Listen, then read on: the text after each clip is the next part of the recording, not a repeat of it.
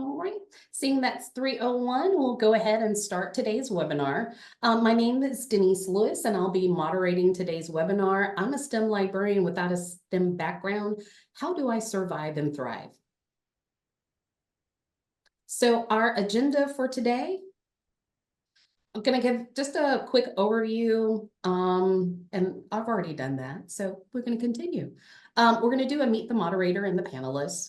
We have some planned questions to ask the panelists, and then we'll open it up to Q&A so that if there were any questions that you had, feel free to ask. So in terms of introduction, everyone will be introducing themselves. My name is Denise Lewis, go by J. Denise Lewis. I'm the Research and Instruction Librarian for Engineering and Science here at Wake Forest. My liaison areas are engineering, physics, and my background. Yes, I have collected degrees over the years, but don't talk about me. And there's a master's and a bachelor's in electrical engineering. There's an associate's in culinary arts, and there's the lovely MLIS from IUPUI.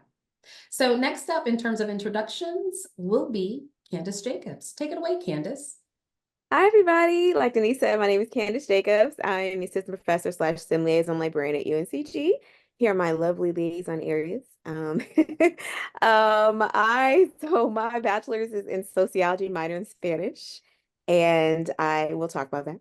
And got my MLS at ECU, and I love doing research, and specifically on different issues with mentorship and people in the BIPOC community, things like that. And I just really love connecting with other people and just engaging in my field. So.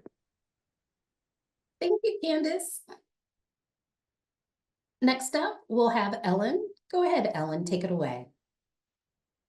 Hey everyone, I'm Ellen Klein. I am the Engineering and Physical Sciences Librarian at Elon University. I've been a librarian for about 5.5 years. I've been at Elon for 2 years. My liaison areas there are chemistry, computer science, math and statistics, physics and astronomy, and also engineering. I went to UNC Chapel Hill for my degrees, which are not in STEM fields, as you'll notice. Then after teaching English in France and working at a bookstore, I came back to UNC, got my library degree, and I've been a STEM librarian since I graduated. It's a lot of fun. I'm kind of a science nerd, so thanks for having me today. Thank you so much, Ellen. Next up, we have Peter. Take it away, Peter. Hi, everyone. My name is Peter Fritzler, science librarian at UNCW down in Wilmington, North Carolina. And I've been a science librarian for about 24 years now. So yeah, so I've been in the trenches for a while. Did my undergrad in history at Virginia Wesleyan College, now University in Norfolk, Virginia, and then got my master's in information science at University of Tennessee, Knoxville. Go Vols. So happy to be here to share some perspectives. Thank you, Peter. So what we have are 7 planned questions for each of our panelists to chime in on if they so feel. So we'll read each question and give different panelists an opportunity to start it off. So our first question is, did you go through any training when you started supporting your STEM liaison areas? If so, what type of training? So Candace, can you take that one? Yes. So like Ellen said, I actually have been a STEM liaison librarian since I graduated.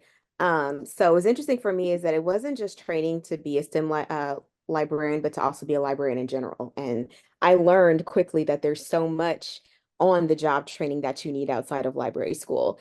And I was really lucky enough to have a great supervisor who actually set up training documents for me and milestones for me to meet at different stages, like week 1, week 2, first month, third month, 6th month, 9th month, 12th month, like all of that, like laid out. So I had like a really detailed like plan for success, so to speak. And like the different areas I need to cover, like in terms of even databases that I need to become familiar with and my specific job responsibilities.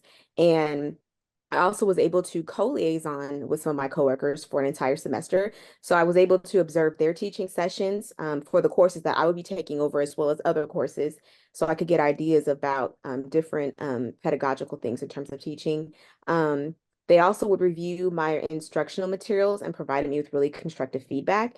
And they provided feedback for some of my instructional sessions as well once I completed those, and then helped me to review my LibGuides and review the materials, and also just the library's overall resources to help me get really familiar with those. So yeah, so it was really great. I felt it made me feel really comfortable, confident, and competent. So Any additional thoughts, Ellen and Peter? I'll chime in. I will say that there was like a science librarian class at my library school, but it was not offered while I was a student there. And I remember looking at it on the books at the time and being like, science librarianship, that sounds really difficult. Why would anyone take that class? Well, then I started working at a school where like 3/4 of the students major in science or engineering. And I was like, oh, I would have benefited from this class. I didn't really have like a structured kind of situation like you did, Candace. I did, however, have excellent documentation from my predecessor. So that was really a confidence boost as I was going into classes, that I was like, it's 4th year mechanical engineering. I have no idea, but I have the slide deck from last year. So we're gonna try this, see what happens. I of course shadowed many people throughout their other instruction for other departments. But yeah, it was a little more self-guided than that. oh, and I actually forgot to mention one thing. Sorry. Thank you so much for saying what you said, Ellen. When you're talking about self-guided, so I also saw an advertisement for a STEM teaching course. And so I signed up for that. It wasn't specifically for librarianship, but it was STEM teaching at the college level. And so it was actually about making STEM more accessible to people for, various reasons. And so that was extremely helpful in terms of like learning how to engage students and actually make the material more digestible, because I'm sure we've experienced in our different sessions, sometimes students are like, I have no idea what's going on, I'm going to zone out, And so just, actually being able to actually work with them and and me feel more comfortable with the material, and also helping them to feel more comfortable and more engaged. So. Some of my experiences are pretty similar to what Ellen and Candace described.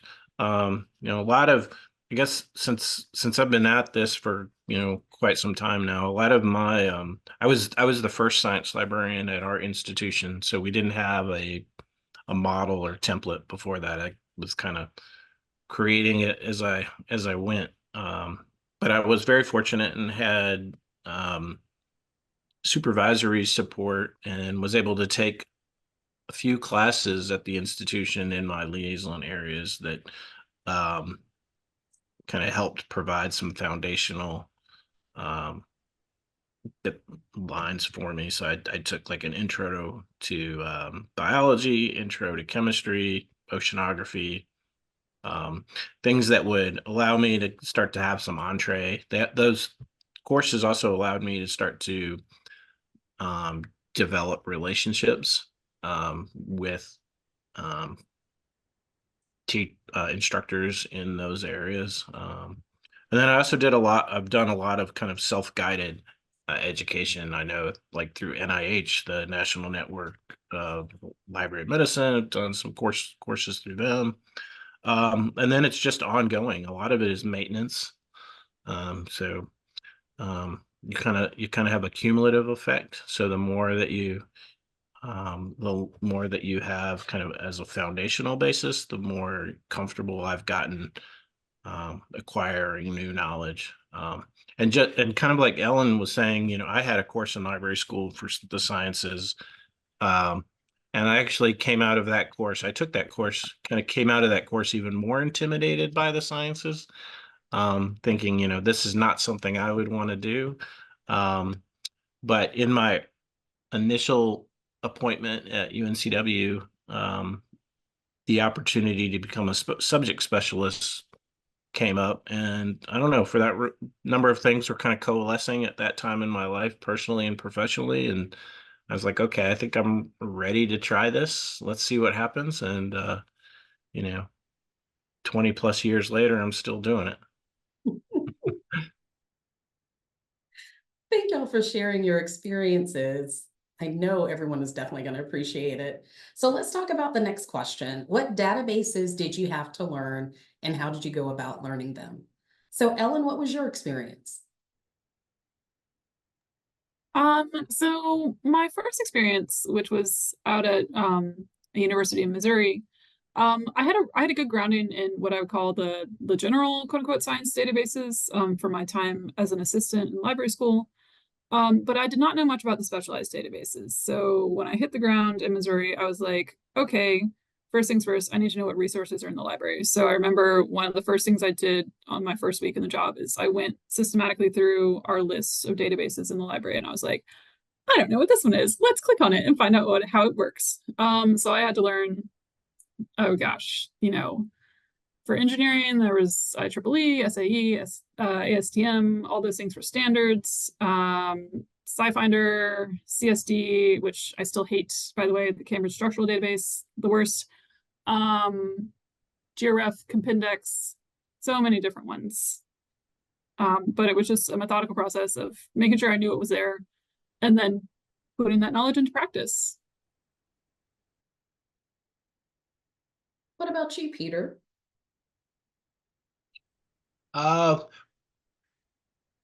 It was interesting thinking about this question because at the time that I was really kind of in my early career in the sciences, my institution was a lot different than it is today, in terms of size and its curriculum, and also in terms of funding. So for example, Web of Science is a heavily used database at our institution. But back in the early 2000s, when I was just starting out, our institution, we didn't have the kind of funding that we have today. So we didn't have some of these more advanced tools. And so if we wanted to use them, we often had to hop in a car and, drive to NC State, and use them. So it was a different time, back then. The So one of the earliest databases I do remember learning to use was PubMed. That was probably that was the most.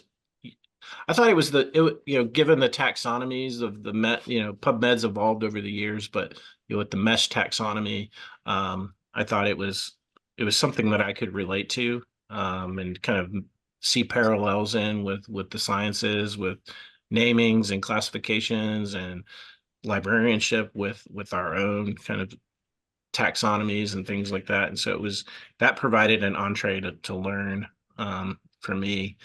And then of course there was a lot of kind of online training, or early online training, if you think back to the early 2000s, that I was able to do.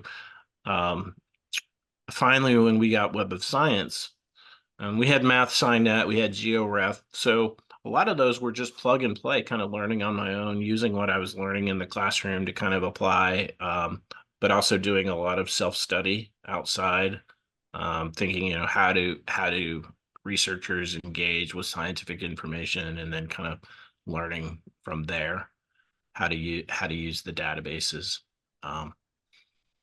So. Any databases to add, Candace? Yeah, I mean, I'll definitely say that it was just comforting to know that you couldn't break anything. So getting to play around in the databases and realizing, oh, I could just try to come in here and just kind of figure things out, no harm, no foul. But the things like, learning how to refine my searches, using the Boolean operators about, phrases and things like that, to use synonyms for scientific concepts, and just like reading my instructor's syllabi to look at the different types of topics that they'd be covering their classes. So that way I could find those types of things in advance. But like JSTOR, ProQuest, Science Direct, SpringerLink, Wiley Online Library, SciFinder in, Academic Search Complete, and honestly, Google Scholar. But learning, that's, I mean, when you're learning on your own, you want to use all of those things and like figuring out how to link my library's website to Google Scholar so I could figure out which journal articles were actually linked to my library and available at my library. So that was helpful. All right, let's segue to the next question. So how did you go about building relationships with your STEM faculty? You want to start that off, Peter? Sure. So this is an interesting question, kind of for me, just being that I've been at this for so long and kind of thinking more like the relationships are more like ongoing. And so having to kind of go back into the Rolodex and think about, well, how in the heck did I do this? And so I think one of the things that I think a number of librarians will tell you is that, you kind of focus on where you can make connections. And so there's some faculty that regardless of, what you do or what your background or education or experiences are, they're not going to be interested. And so you go where the interest is to a certain degree and make your connections there. We also were really fortunate several years in, I'd kind of made organic connections with people, who saw value in what the library could bring, because oftentimes, they had limitations in their own knowledge of what the databases could do, or, with the changing nature of the transition from print to online, we were, that time there was print was still very much present. And so, linking to full text, linking to print, making interlibrary loan, it's gotten a lot more seamless over the years, but at that time it was more there were more steps involved, and so I think it was easier to make connections with faculty about using the tools in that way. We also had some really strong leadership when at the time the university had not really evaluated its basic studies curriculum in about 30 years. And so the library, we had some really strong leadership that was able to serve on the basic studies committee that evaluated and then revised the basic studies curriculum, which ultimately was renamed and became university studies. But the librarian on that was really savvy and was able to get information literacy. At that time, the information literacy standards, we've shifted more to the framework, but at that time, the standards. And so all of the academic departments were charged with mapping certain courses in their curriculum to information literacy or IL components. And so once we had a curriculum that we could point to and say, hey, what are you doing in your course? This is now an information literacy designated course. What are you doing in the course to kind of support those areas, and kind of use that as a launching point to maybe to start more formal conversations about, how or where the library could help, support those goals, and also offer ideas. So that was a key door that opened for really starting to build relationships. Another area for me was a number of our departments have, for example, our biology and marine biology department has a Friday seminar. So every Friday it hosts talks, either by scientists that are on staff in the department or visiting. They'll have guest lectures, or grad students will talk about their work. And so just going to those, being present in those spaces was interesting, because I had at that time, I remember several folks kind of saying, hey, we really appreciate you coming and, being a part of our community. And so that kind of helped. Little things like that were able to build cachet, and also, some professors are not so responsive through email, and so there was a point where I would make kind of regular walkthroughs of departmental buildings, and it was always interesting how many people you would see just in a hall, and they would say, "Oh, I've been meaning to email you this question," or but got moved to the back burner or what have you. So just being present in their spaces was a way to help build relationships over time. And then lastly, the one last thing I'll say, and be quiet, is I will read, not everyone's, but I like to read some of the papers that people publish and get to know their areas. And so by reading their papers, if there's something that piques my interest about the paper, it offers an opportunity to reach out and maybe have a coffee or an email conversation. And not all people are responsive, but some of the people that have said, wow, you're probably one of the 4 people in the world that have probably read the paper. Or I remember years ago we had a professor who was published in the Proceedings of the National Academy of Sciences, and and that was, at that time, was pretty significant for our institution. And so I have search alerts set up, and so I emailed him and just said, "Hey, congratulations on that." And he said, "Thanks. No one in my department noticed." And so that offered a new inroad to starting a relationship with that person. So it's one of the things I've learned is you kind of have to play the long game with relationship building. So yeah, that's all I had to say. Okay.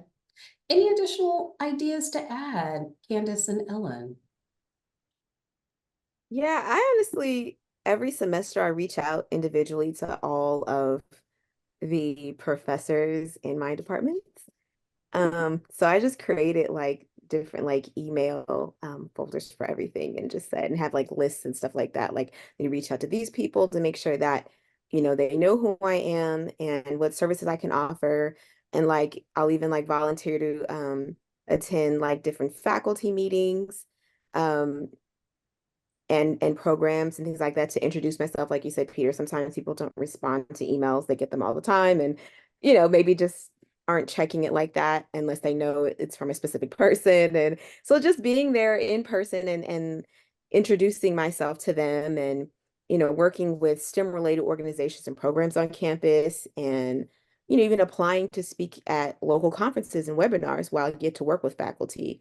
And like you said, too, being really patient when you're building these connections, and like, don't take it personally if you don't receive immediate collaboration or response. I'm just going to echo everything Peter and Candace have already said.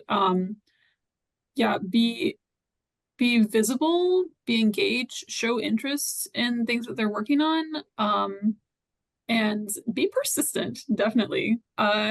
Even the things that we think like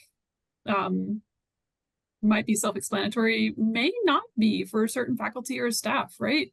So I remember at my old institution, we had a physics professor who was like, "I'd really like a subscription to this journal." And I was like, "I put it on my wish list every year. I ask for it every year, but we just haven't been able to buy it. In the meantime, you can use interlibrary loan to get any article you want from there." After 2 years of saying this to him, he was finally like, this interlibrary loan thing you keep mentioning, so it's free? How does it work? And I was like, "Oh, yes, well, it works like this, and you can get any article." And it just took, multiple repetitions until they were like, "Yeah, I'd actually like to investigate this." I'm going to be brief because I know we have more questions, but I will say being present in buildings and serving on committees, if you can, really makes a difference. I have open office hours in our engineering building, which I set up for students, but I have yet to have a student come to visit me. But I keep them because when I'm there in the engineering building, faculty and staff are always walking by. I've gotten multiple class invitations just from being there, and people saying, "Oh, Ellen, can you come visit my class next week?" Ellen, I have this question about the library. So yeah. Okay. Well, heading over to our next question, how do you prepare to do a one-shot or a bibliographic session for an area topic that you're unfamiliar with? Go ahead and take it away, Candace. Oh, I definitely like the way our system is set up is, you have to make the request electronically. Sometimes I will do emails and things like that. People say, can you come to my class at this time? And for me, it's like really important that I request that they send me a list of topics or questions that they want me to address. And I'll also need the course syllabi because I need to know, okay, well, what jargon are they using? So that I can make sure that I'm familiar with it, because even though I'm a librarian, because I'm the STEM librarian, there's certain things that they'll expect me to know whether or not it's in my wheelhouse or not, because I'm teaching them about some form of research in that area. And I also like research resources to address their topic and answer their questions. And I'll also like consult with my coworkers if they have any suggestions for resources that I haven't found. So it's just really important because jargon is something to be really mindful of when you're sharing resources with others. And because sometimes, you know, people are just so used to saying certain things, they don't realize that, oh, this person may not know. And like you were saying too, Ellen, even about like something like interlibrary loan, we're very familiar with that as librarians because it's what we do, but it's not what they do. And so there's things that they're familiar with because it's what they do, but it's not it's not my area of expertise, but I need it to be for that class session. So just making sure that I ask plenty of questions as well. If I don't have a problem asking questions about something I don't know, but I'll research it first because I'm a librarian. And I'll say, okay, thank you so much for explaining this to me. So, okay, this is what I found on this topic. Is this what you wanted me to cover? And just making sure that I clarify a lot of the things because, I want to come in there with a full command of the information and the resources. So that way I'm not stumbling through the session trying to figure things out when I'm trying to teach the students. Anything to add, Ellen and Peter? Yeah, absolutely, Candace. If you can get the syllabus or the assignment from the professor, that's, awesome. If they're a little reticent to share, I'm usually upfront being like, hey, here's what I'm hoping to bring to this information session. Here's what I hope that your students take from it. Is there anything that you think is missing or that you would prefer we not cover? So trying to, up the communication there. I will look up, terms and things that I don't recognize because I'm an overachiever and try to understand it, but usually it doesn't work out quite so well. But when it comes to like either the research consultation itself or the class, I let the students, control any demonstrations or searching that I'm doing. I'll ask for suggestions. Particularly if it's like first years or sophomores, I'll say, this is basically free work that we're doing in class. If you have a research question that you want to like see if there's some information on, so that we can work together and try and find some great things for their papers and projects. I do see at least my role as a STEM librarian as kind of a partnership. So we are the experts in searching information, all those systems, and the students or even the faculty member or the staff member brings in that extra subject expertise. And so you work together to try and find things. Yeah, I pretty much do all of those things. The one thing that Ellen just said about seeing the relationship as a kind of a partnership. One of the things that I like to do with instructors, and it's pretty much kind of a well-greased wheel at this time because I do a lot of repeat instruction. But if there's a new instructor taking over a course, one of the things that I like to do is always engage the instructor of record, and because sometimes they'll ask, should I come to the workshop as well, and I'm like, please do, because I'm going to be more of a specialist in this area, or looking at it maybe through more of a librarian lens. and you're going to be, looking at this through more of a researcher lens. And so it's helpful for the students to, I think, see that a lot of these types of research questions are collaborative and require multiple perspectives or a variety of perspectives. So the ways that I might think about using a research database and how I engage with it and the things that I take from it may complement or be different than what, a scientist in that field may do. So I think it's helpful when the students can see that interchange or that communication between us, rather than just kind of getting it distilled down that there's one view of this, but there could be multiple uses and multiple views. Y'all for sharing your experiences. I really appreciate it, and I'm for sure everyone attending does as well. Next question. What are your favorite resources for getting up to speed if you're presented with an esoteric topic? That topic that really doesn't have that much resources out there, or maybe not that many people know anything about. I'll go first. So not gonna lie, Wikipedia is your friend. If there's not information on Wikipedia about some strange topic that this person is researching, definitely reach out to faculty members, or if, well, in my current role, I don't have any doctoral students that I work with, but if they have a mentor and you feel comfortable talking to them, if you could reach out to them and say, hey, like to be as helpful as I could be, just trying to make sure I understand things here. Is this actually meaning this? So ask questions, see what you can find. And yeah, Peter, Candace, anything else you want to add? Yeah, like I'm a big fan of looking up academic journal articles about that specific topic and reading them and getting a better understanding of that topic and looking for, okay, what were their resources? Trying to find, if I can, a primary resource on that specific topic. And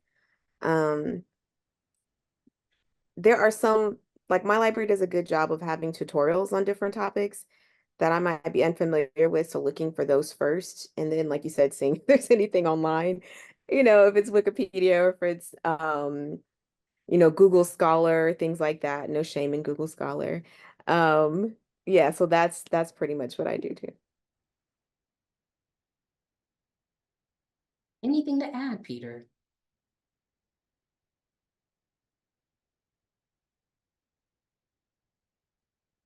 All right. To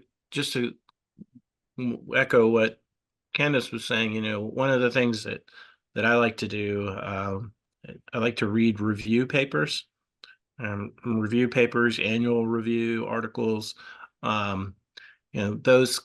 Those are a way to help get me familiar with a topic, to kind of see what kind of the conversation is like in that field. What are some of the kind of key points of discussion, even if it's esoteric, and it might just be esoteric to me.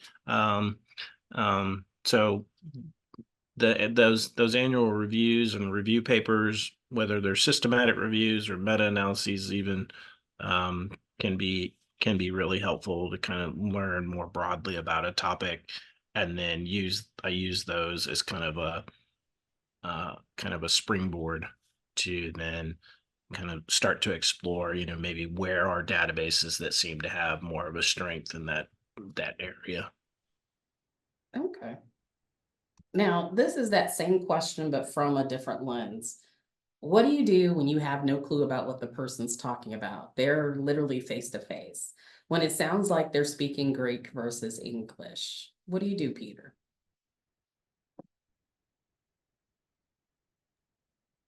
Well, I've learned to just be very honest and transparent and say, this is an area that I don't know much about. And so, you might have to slow pitch some of these things to me until I can get maybe a little bit more comfortable in the space. Depending on the relationship, I might ask the person, if there is a, or even not the relationship, but maybe the context, the time and place, I might follow up with the person and ask them if there are any kind of foundational papers that they would recommend that I become familiar with.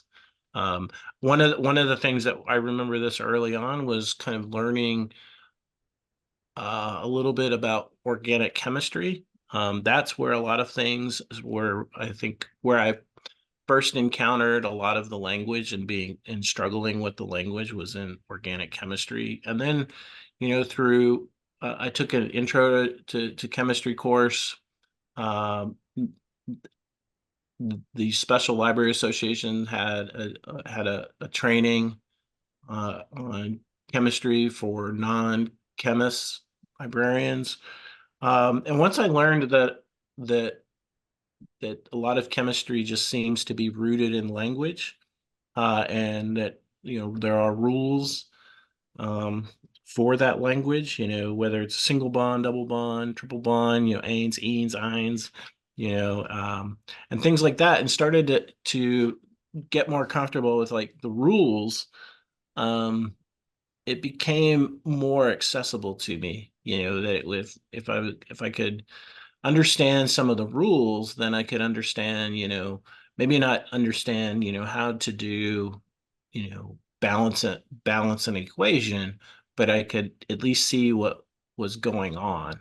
And so a lot of that was, just self-education through reading, looking for patterns, in language, seeing, where the prefix suffixes are, and going from there. So, somebody says isobar versus isobeth, so isotherm, knowing that iso has reference for equal, then, that started to give me, some competence. So understanding some of the Latin really helped as well. Yeah, I was gonna say you're trying to take me back to high school, my Latin days. Stop, Peter, stop. No, exactly. So Candace, Ellen, y'all know the flow. Anything to add? I would say I'm not ashamed to say I need clarification on that. And also make sure that I take notes. So that way I can go back and I was like, okay, so I'm taking, I'll let them know in advance. I'm taking notes here and I'm going to review my notes and I'm going to make sure that I process everything and then I'll come back to you with any questions within a certain time period. Because I don't know, when you're put on the spot with information that you don't know, you don't want it to seem like, not that you don't know what you're talking about, because that's okay. If you're unfamiliar with the topic, no one knows everything, but you don't want to just make something up because that does kind of speak to the integrity of your instruction. So you do want to be careful that you're like, okay, I'm not as familiar with this, so give me however much time and I will get back to you with any questions and clarifications and things like that. So.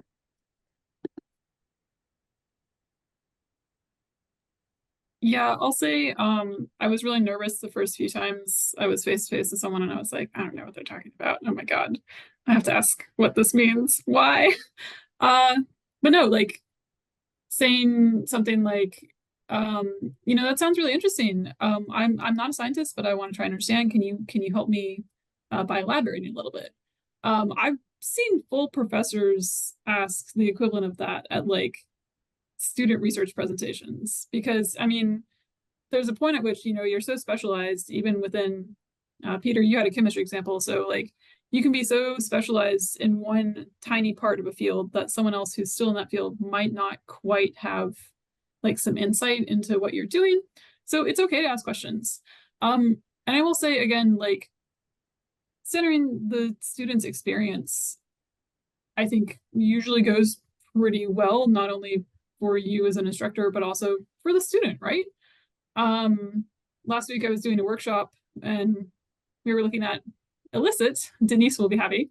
And I was like, okay, does anyone want to try asking a research question of illicit? It's a AI thing that helps summarize some papers and find more relevant ones for you. And a student said, well, I want to look up some stuff on theocrine and exercise science. And I was like, that sounds interesting. I don't know what that is, but let's try it. So we asked a question, we generated a little response, and I was like, the papers look interesting to me that they listed, but I don't know if the summary is true. And the student was like, well, the first two sentences of the summary I know are right, but I don't know about the second two. And I was like, okay, we're all learning things together. No, I love what you said, Ellen, though, about that centering it on the student experience, because ultimately it's not about what we know, it's about our ability to research and help be able to help students find their own answers that they need. Because it's true, like even the professors are not going to know the answer to every single person's research question, because you're there to, it's a broad sweeping of knowledge, you know, that you're trying to help them build their foundation, because it's about, science is really about discovery. And it's important to realize that we're all going to be discovering things about it every day. Every time we get a new research request for new research consultation, there could be something else that we discover about the field that we don't know about, and even ways that we're able to help students research. Maybe there's some more research tools that we're discovering. So just understanding that it's a whole discovery is a whole process, and not trying to hold ourselves accountable for, oh, I have to know about this specific topic or that specific topic. It's not about that, what you know, it's about what you can find out. So. Very true. Yeah, I agree too. In some fields too, you know, the language may be fuzzy. There may not be like a hard, distinct, agreed upon definition. So, for example, working in environmental science, the word sustainability comes up a lot, and so or the word environment or the word nature, and so having that conversation with students to ask themselves what do they mean by the words they're using even is helpful, because then it challenges them to think about alternative vocabulary, or more precisely what it is that they mean, because again, some of those words may be used in kind of differently or different contexts. The other thing too is that is science. One of you talked about science kind of being an ongoing process. Is that sometimes language even changes, and so people that have spent a career using certain vocabulary find themselves in a position where they have to change, and even though they might be so conditioned that even though the terminology has changed, they're still using older language because it's through habituation. I can think a popular example is Spartina alterniflora, which is a marsh grass that we have here in the area. And a few years ago, it was renamed. And so you have a lot of folks who, work in that area and have worked in that area for years. And yet they, old habits die hard, they continue to refer to it as, Spartina, even though, it has changed names subsequently. And so getting the students to even, process their own thoughts. Well, my professor said it was this. And say, well, it looks like there was a name change there. So maybe what we really need to be thinking about is searching by this. And so it's also an opportunity for the students to kind of think, okay, wow, my professor knows a lot, but there's gaps in that person's knowledge as well, just because, it is so hard to keep up. All right. Thank y'all. And I think this is the last prepared question that we have. How has your role evolved over time? Has it gone from just ordering books and providing introductory how-to training to actively engaged in department activities? But have you seen your role evolved in the time that you've been at your institution?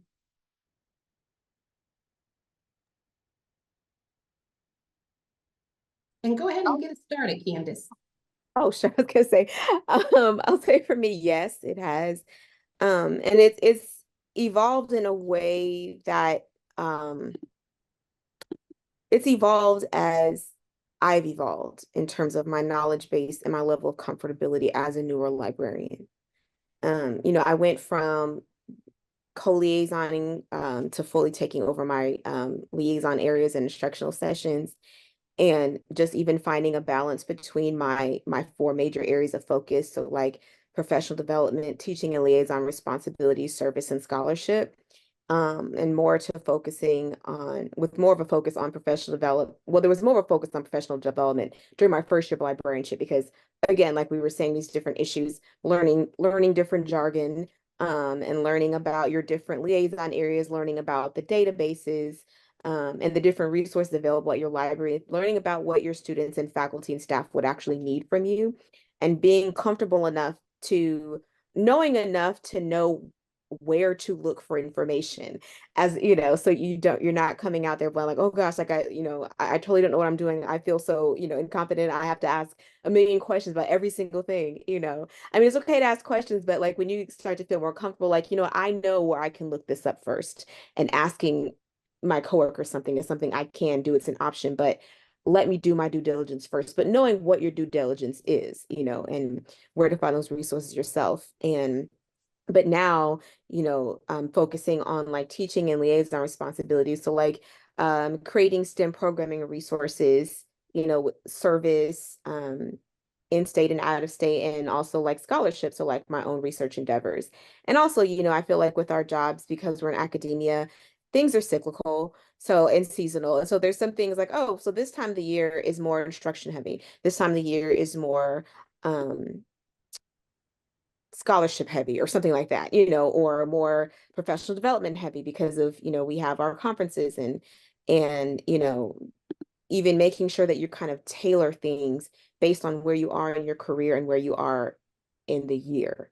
So like if you know that you need to do this conference because it's specific to your job or to your research focus and things like that. Yeah, so that's pretty much how it's changed. And also, like you said, when we get more familiar with faculty and start getting more engagement and collaboration with them. Okay, so now I'm going to start teaching more webinars geared towards faculty. Or now I'm going to be working with specific, STEM related programs on campus, or teaching specialized classes. They may not be in my liaison area, but there are students that are their majors are in departments that are my liaison area, even though it's not specifically biology, but maybe it's a first year experience class, or URISE class or something like that. Or maybe it's a McNair scholar, and I'm, doing research consultations with them or doing workshops with them or something like that. So it's just, I think the more you discover about your role, it does kind of change over time. There's certain things you're always going to do, but I feel like you kind of start adding to the list over time. All right. Anything to add really quickly, Ellen and Peter, in interest of time?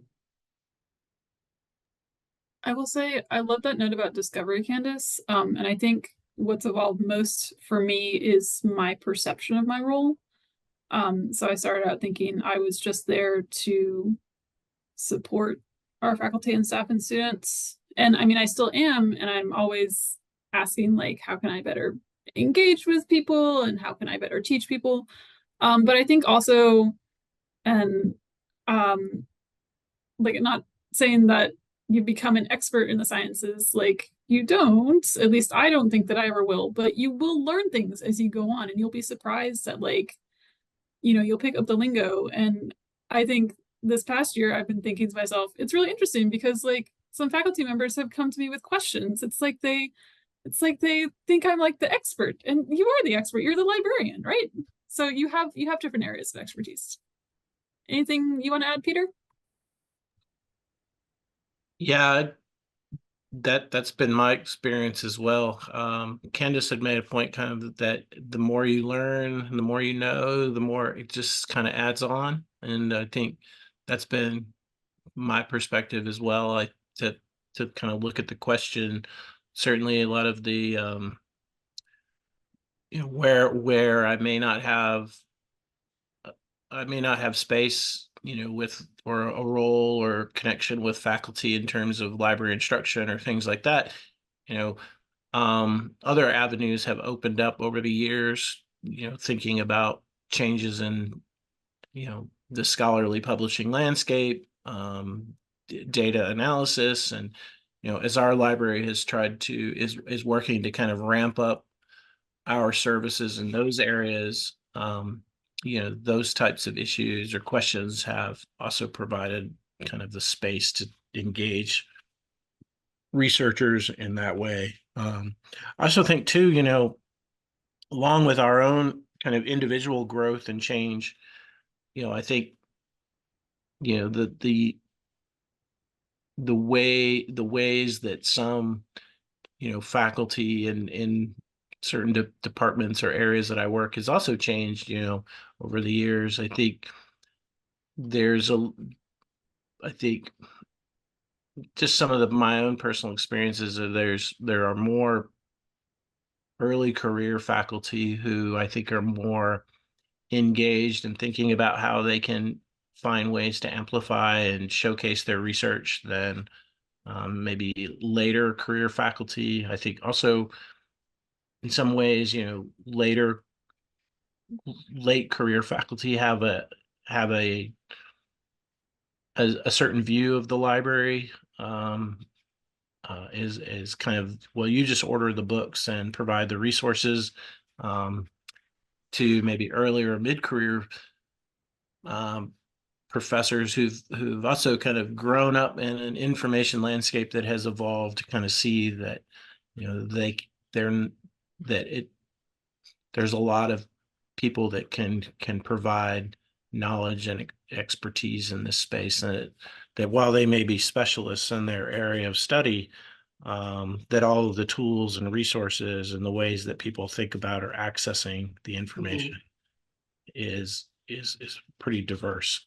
I also think there's a lot of early career faculty that are thinking more about equitable access and social justice inclusion, and so that offers a space for the library to have conversations with them as well. Okay. All right. Well, now's the time that we open it up for Q&A. I noticed that Peter was able to answer one question in the chat. Feel free to add any questions that you may want answered in the chat, or unmute yourself and ask the question. We have 8 minutes remaining. And also in that time, there's a poll that I will start.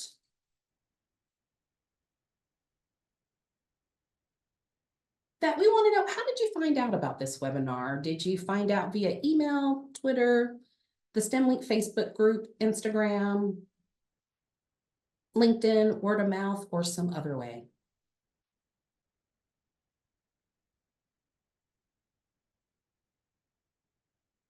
Any questions anyone has?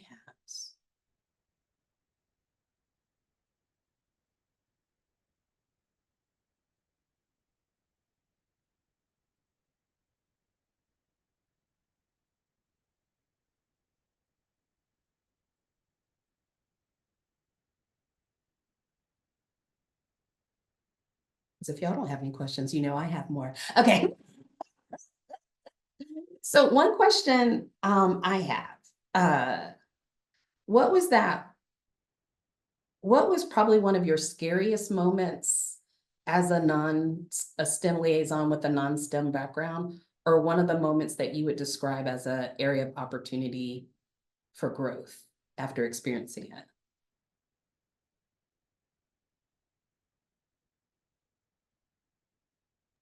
I think I'll go. I would say a scary moment that I had was there was a database that we were getting rid of. And I got some angry emails about that, and people wanting on the spot answers as to alternatives to the database, but they wouldn't get specific about what features that they wanted alternatives to. Just, well, I need this, so you have to give me something else in its place, And so the area of opportunity for me was, okay, you know what? I'm going to have a webinar about this. And I'm going to, review this database. Okay, what are the most commonly used aspects of this database? And I'm going to go through our databases that we have that we're keeping, and I'm going to say, okay, these are the ones you can use in its place. And if there's certain features that we can't replace with our current databases, what are some free online resources that they can easily use and access to actually replace the features of this one database? because of course the databases that do pretty much everything are super expensive. So it's kind of hard to, kind of mix and match different databases to make up for one that you're losing. But that was definitely an area of opportunity for me to say, okay, I have to kind of learn how to bring the temperature down, and instead to, make it a more positive experience. Say, okay, yes, I do understand we're losing this, but guess what? Here are some other options that you have. So just making sure, making sure that I stay professional and that I do my due diligence to actually research different alternatives. Now, one question that came through the chat was from Derek. Are there any students that you have that have worked or that you've worked with in terms of using AI tools like Research Rabbit?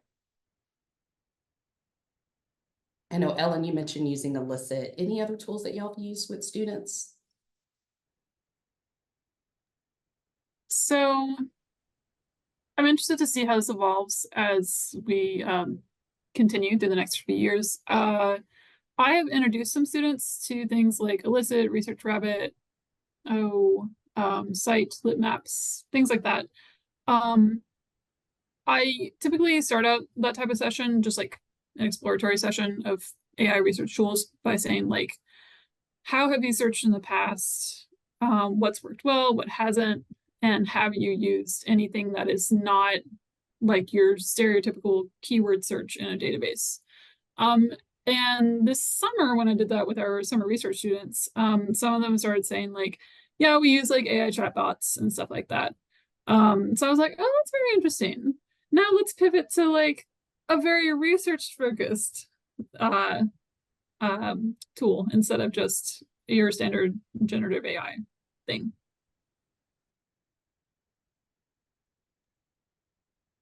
Yeah, similarly, I've used AI mostly as a way to kind of try to get students to think more critically about the sourcing of the information that these models are using. Like I have one example that I use that deals with fish larvae ingesting microplastics, and a couple of the generative AI tools actually will bring in papers that have been retracted, or they'll cite multiple sources, and then but when you look at the sources they're citing, they're citing the one source, and then they're citing like 2 or 3 news articles that are about the actual source that they're talking about. So really they're only citing 2 unique sources. So using those as test examples to try to get students to think a little bit more critically about how are the tools working or not working. Also, one of the things that I've kind of used AI tools kind of blown my mind, and it's more just like having conversations with students, is as I kind of think about my own kind of environmental footprint.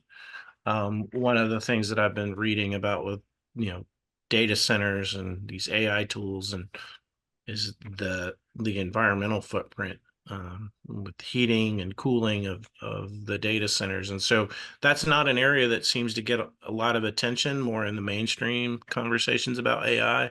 And so it's an opportunity to kind of think about kind of our use of these tools and their impacts. So that's also kind of a teaching moment as well. So I use that to discuss these tools. Okay. Well, we are at time. I thank each and every one of you for participating.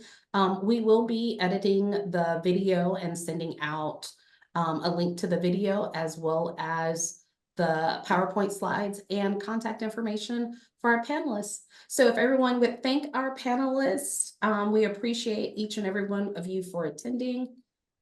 Have a terrific Tuesday and week.